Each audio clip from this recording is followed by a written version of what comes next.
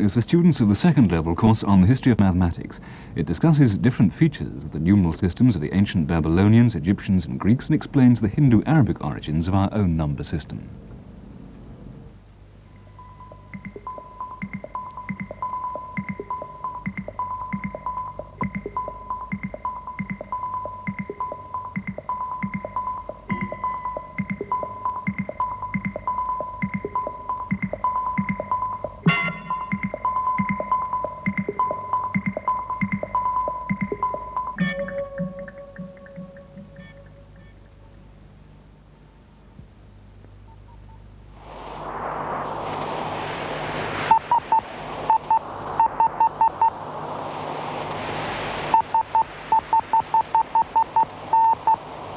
Suppose we tried to convey to other intelligent beings out in space the fact of our existence on Earth. What signals would we transmit?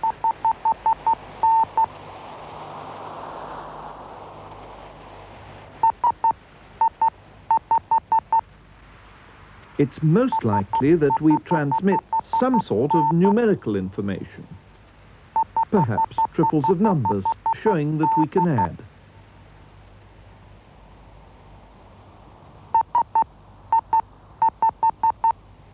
This is easy to do by just repeating the same signal to represent different numbers. We might even use a special signal to distinguish tens from ones, and so suggest that our number system is based on 10. But if we were indeed limited just to two symbols and the repetitive principle, then of course we'd find quite simple calculations involving, say, just multiplication, very awkward and time-consuming, unless of course we had some sort of mechanical aid. But the fully developed decimal system has really got much more to it than the primitive system that we might try to communicate to other beings in space. One of its great advantages is that at a comparatively early age we can learn how to carry out the basic operations of arithmetic very simply indeed, just using pencil and paper. To do such calculations, we need to be familiar with multiplication tables, to know the different symbols from 1 to 9 and the symbol for 0, and to be able to add. But the really vital characteristic of our system is place value.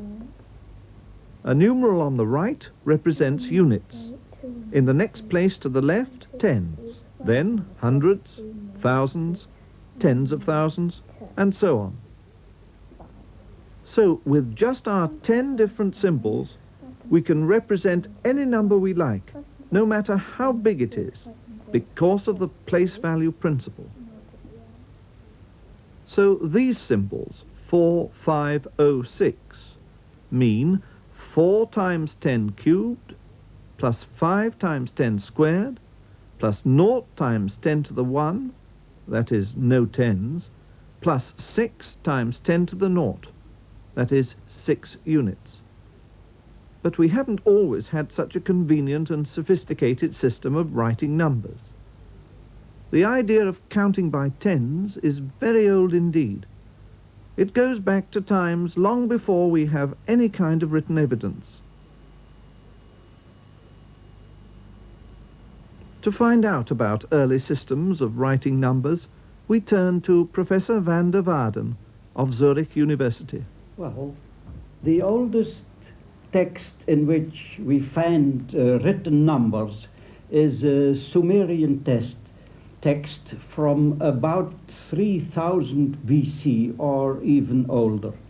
It was written in Sumer, which is a country in the south part of Babylonia, where the Euphrates and Tigris come together. You may know the country from the Bible because Abraham came from Ur of the Chaldeans, and that is approximately in that country. Now, when you look at this tablet, you will find in the middle column, from bottom to top, you will find the numbers 1 to 9. That is 1, 2, 3, 4, 5, 6 is missing because it is broken off, and then 7, 8, and 9. The numbers were written just by repetition of one and the same sign, and this sign was written in clay by means of a stylus. When the stylus was put in this slanting position, you got the symbol for 1, and this symbol was repeated any number of times.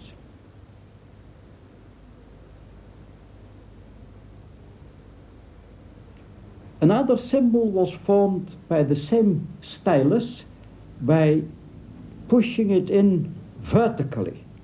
And this gives you a circular impression, and this means the number 10. This sign too was repeated just as many times as was necessary. At the time when this old tablet was written by the Sumerians, they used 2 different kinds of stylus. One round stylus for writing numbers, and another wedge-shaped stylus for writing words. The words consisted of wedges. For the sake of convenience, they afterwards, the same Sumerians dropped the round type of stylus, and they wrote numbers also composed from wedges. And this method of writing words and numbers was taken over by the Babylonians in the old Babylonian time, say 1800 BC and even later. One wedge meant 1, and when they wanted to write the number 3, they wrote 3 vertical wedges. And another kind of wedges, which is the L-shaped wedges, they were used for the number 10, and the 2 symbols were combined to write numbers up to 59 in the decimal system. For instance, 23 was written as 2 L-shaped wedges and 3 vertical wedges. But from 60 on, a new phenomenon happened. The number 60 was considered as a new unit and was written by writing just 1 wedge. Sometimes you can distinguish between 60 and 1 because the wedge for 60 was written in a larger type. It was a larger wedge. But sometimes you could not distinguish. When you have just 1 wedge, you never know whether it means 1 or 60 or 60 square. You have to see this from the context, from the order of magnitude of the number. When the Sumerians or Babylonians wanted to write larger numbers, let us say, for instance, the number 81, they divided it into parts. 81 was divided into 60 and 21. And they wrote 1 wedge for 60, and then 2 L-shaped wedges for 20, and again 1 wedge for 1. And now you see that the same wedge has 2 different significations. When it stands in one place, it means 60, and when it stands at the end, it means 1. That is, this system of writing numbers is the oldest example we have of a place value system. It's just as in our decimal system, when we write 22, the first 2 has the meaning 20, and the second 2 looks just like it, but it stands on another place and it means 2. And by this method, the Sumerians could write numbers up to an arbitrary height. They had a system with the base 60. You might ask the question, how did they distinguish between 60 square plus 10 and 60 plus 10? 60 square is written as a wedge and 10 is written as an L-shaped wedge. How do you know whether this first wedge means 60 or 60 square?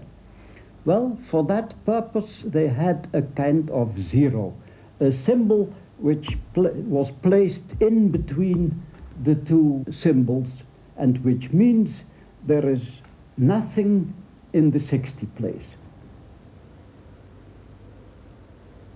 The main differences between the Babylonian number system and our number system are, first, that we use the base 10 and they use the base 60. And secondly, that for numbers below 60, they use a mixed system. First, they jump from 1 to 10, and then they jump from 10 to 60 by a factor 6. But there is one thing the two systems have in common, that is the place value system. The Egyptians had a number system based on quite a different principle. We have Egyptian mathematical texts from the time of 1700 BC, so about the same time as the Babylonian mathematical texts. But the Egyptian mathematical texts were on a much lower level than the Babylonian ones. The Babylonians had an algebra, they could solve quadratic equations. The Egyptians' mathematics was much more primitive, and so was their number system. It was a purely decimal number system like ours, but it was not a place value system. They had separate symbols for 1, 10, 100, 1,000, up to 1 million. The symbol for 1 million is a man throwing up his hands saying, "What a large number is this?" As if, I suppose that this symbol, I'm not quite sure, but I suppose it was not used for actual calculation, but maybe only for boasting. Other numbers were written by repeating these symbols. When they wanted to write the number 30, they repeated the symbol for 10 3 times. And thus, it was not a place value system, it was a decimal system, but it was comparable with the Roman numerals. You may be interested to know whether there was any influence from astronomy to mathematics in Egypt or Babylon. The answer is no in both cases. In Babylon, scientific mathematics started very early, about 1800 BC, whereas scientific astronomy using mathematics starts much later, say 500 BC. And in Egypt, practically no scientific astronomy ever existed. They had mathematics, they were able to solve linear equations with one unknown. It was more primitive than the Babylonian mathematics, but it was certainly not influenced by astronomy.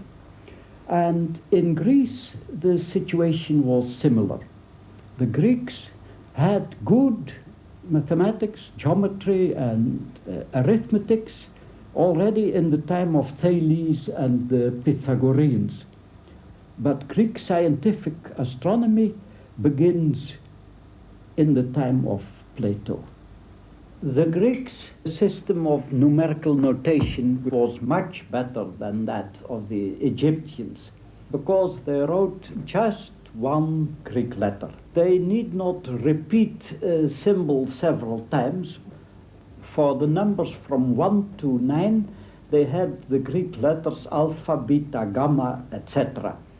And for 10 to 90, they had the Greek letters iota, kappa, lambda, mu, etc. And for 100 to 900, they had 9 other symbols. So they could write, for instance, a number like 41. They wrote it as mu alpha. It was a completely cipherized system, but it has no place value. The letter for 20 was a different letter as the letter for 2. But it was nearly as convenient as our system. This system was the Athenian system of numerals, and it was used in the time before Plato. But 6 centuries later, in the time of Ptolemy in astronomy, a symbol for 0 was introduced. It was just a little circle, and it was used just as in Babylonian numerical notation as a symbol for a missing place. For instance, if you had 1 degree and 0 minutes and 30 seconds, you wrote the sign for 1, and then the sign for 0, and then the sign for 30. It's interesting to discuss the advantages and disadvantages of the several methods of writing numbers. And for this purpose, I shall make one and the same calculation, 12 times 12, according to the Egyptian manner, to the Babylonian way, to the Greek, in the Greek way, and in our modern way. I'll show you this on the blackboard. Let's first discuss the Egyptian system. An Egyptian would multiply in this way. He has to multiply 12 by 12. He writes 1 times 12 is 12. Then it is doubled. 2 times 12 is 24. This sign means 10 and these signs mean 1. So this is 20 and this is 4. Then he again doubles. 4 times 12 would be 48, obtained by doubling this number. And then he again doubles it. 8 times 12 is 96. And now he adds this and this. He gets 4 times plus 8 times 12. He gets 12 times 12, and the result of adding up is 144. This calculation is in the Papyrus Rind, written about 1700 BC. Now, how would the Babylonian make the same calculation?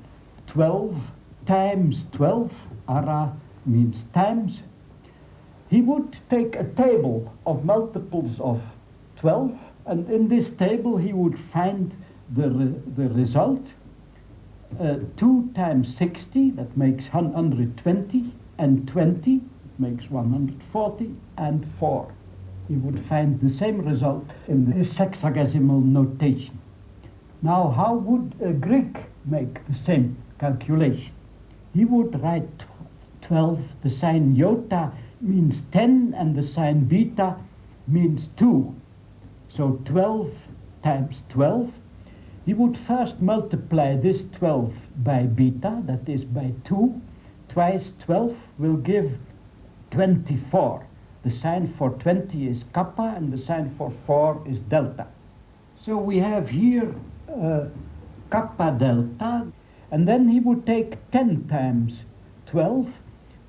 So we have to add 24 to 120.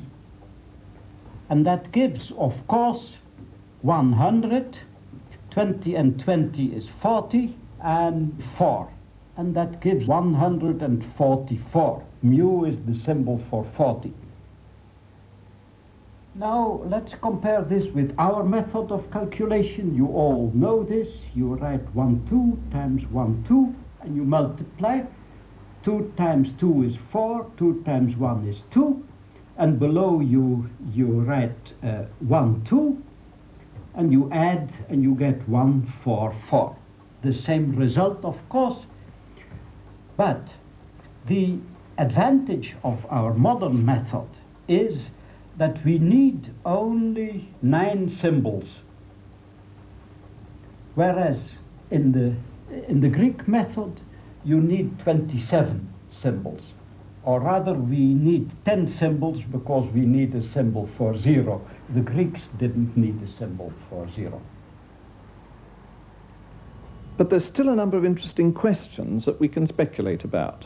Take the Babylonians, for example. Why didn't they have more cipherization? And then the Egyptians. Why was their system of mathematics so rudimentary? And why didn't the Greeks incorporate a place value system? After all, they knew all about Babylonian mathematics.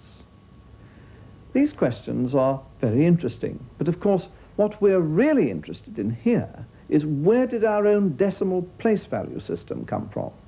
And to answer that question, we've got to turn to the Indian subcontinent. The symbols themselves can be traced back to beginnings in the Brahmi decimal symbols, though we can see traces of the repetitive principle here in the symbols for 2 and 3. Full cipherization had certainly been accomplished by the 6th or 7th centuries AD, by which time there was also a 0. The decimal place value system diffused westwards. We have examples of numerals in West Arabic manuscripts. The numerals took their place in Arabic culture alongside the Greek alphabetical system, which the Hindu system displaced.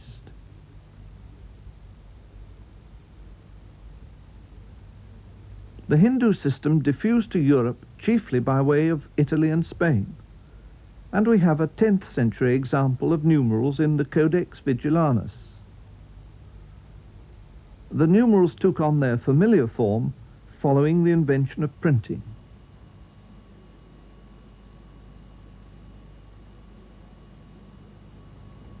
Prior to the arrival of the Hindu decimal place value system, Roman numerals were in use in the West. But of course Roman numerals are much more cumbersome for calculation than, for example, the Greek alphabetical system. But the difficulties were minimized by the use of counting boards. Now, the Roman system is decimal, and so the counting boards were divided into columns for units, tens, hundreds, thousands, and so on. Addition and subtraction were very easy, but multiplication, and more especially division, presented a lot of problems. But using a counting board and just writing down the answer, of course, doesn't preserve any written record of the stages of a calculation. And so it's small wonder that the Hindu place value decimal system was strongly advocated by Western mathematicians. Simon Stevin, for example, urged not only the use of decimal numbers for calculations, but he also suggested that even astronomical units should be divided decimally. But despite the obvious advantages of the decimal system, old habits of centuries change only very slowly, and fractions in non-decimal form are still a commonplace today. The sexagesimal system still survives in our division of an hour into minutes and seconds, and in our corresponding division of the degree of an angle. Many commercial weights and measures are still non-decimal, and it's only comparatively recently that British currency has been decimalized. We may live in a largely decimal age, but the Babylonian and even the Roman heritage still survives.